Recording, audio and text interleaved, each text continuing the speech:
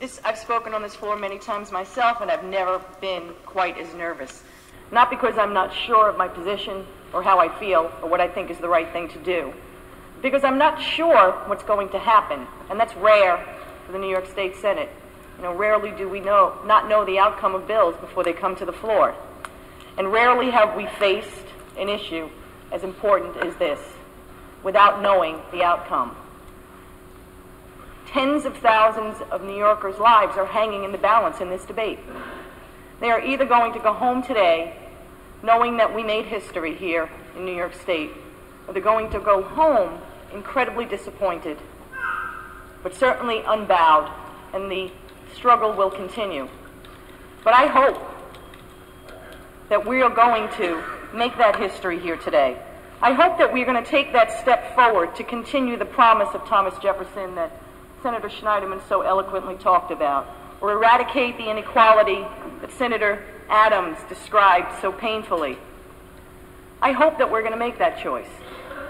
Because I reject, even though I have great respect for Senator Diaz, and I do, and he's not here, but I do have great respect for him, and I have great respect for his religious convictions. But this vote is not about politics. It's not about Democratic politics or Republican politics. It's not about who contributed to what campaign. It's not about who tried to make this body one party or another. It has absolutely nothing to do with this. This vote is about an issue of fairness and equality, not political. It is about the fairness of people who are of the right age, of sound mind, who choose to live together, share everything together, and want to be able to have the protections that government grants those of us who have the privilege of marriage and treat it so cavalierly in our society. That's all this is about. Whether Senator Duane and his partner Lewis, who were two of the most committed people I've ever met. I will tell you, I'm over the age of 40, and that's all you're going to get from me. But I've never been able to maintain a relationship of the length or the quality that Tom Duane and Lewis has. Why should they be denied the right to share their life together?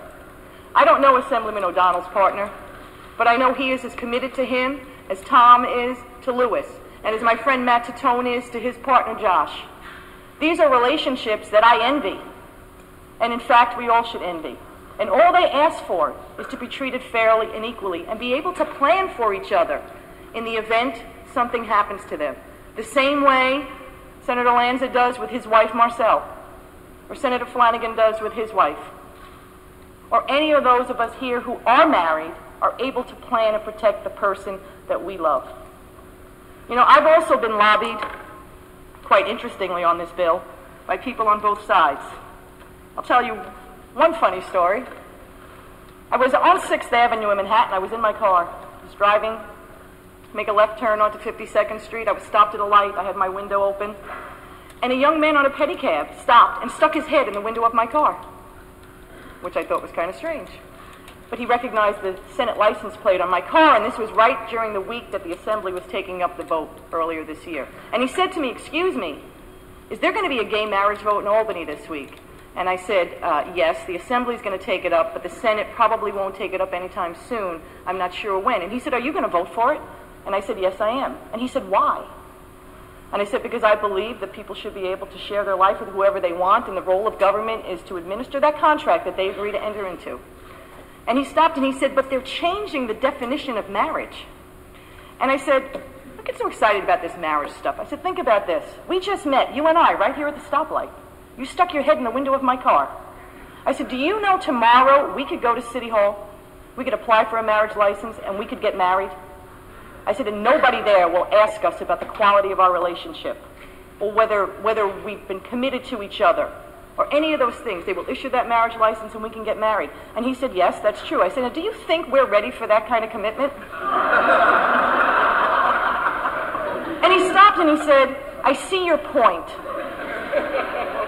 And that's really what this is about. We in government don't determine the quality or the validity of people's relationships. If we did, we would not issue 3/4 of the marriage licenses we do. And I know there are many people in the religious community who feel that we're going to force this on them, when that in fact is not true. We have never done that. I'm a Roman Catholic. The Catholic Church has the right to deny me the sacrament of marriage if they determine the person I choose to marry is unfit or our relationship doesn't meet their standards. City Hall does not have that right. That will not change under this bill. That will never change. Religious institutions can continue to practice discrimination with respect to the sacrament of marriage. We don't, we shouldn't. We should not do it for gay and lesbian couples. I know many people are concerned about the destruction of the sanctity of marriage as well, and they view this as a threat. But let me ask you something, ladies and gentlemen. What are we really protecting? When you look at the divorce rate in our society, turn on the television. We have a wedding channel on cable TV devoted to the behavior of people on their way to the altar. They spend billions of dollars, behave in the most appalling way, all in an effort to be princess for a day. You don't have cable television? Put on network TV. We're giving away husbands on a game show. You can watch The Bachelor, where 30 desperate women will compete to marry a 40-year-old man who's never been able to maintain a decent relationship in his life. We have The Bachelorette in reverse. And my favorite show, which thank God only ran one season because it was truly distasteful, was The Littlest Groom, where 30 desperate women competed to marry a dwarf. That's what we've done to marriage in America, where young women are socialized from the time they're 5 years old to think of being nothing but a bride. They plan every day what they'll wear, how they'll look, their invitations, the whole bit. They don't spend 5 minutes thinking about what it means to be a wife. People stand up there before God and man, even in Senator Diaz's church. They swear to love, honor, and obey. They don't mean a word of it.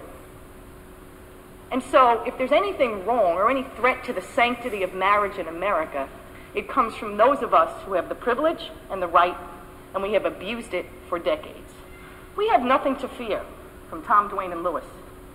We have nothing to fear from Danny O'Donnell and his partner.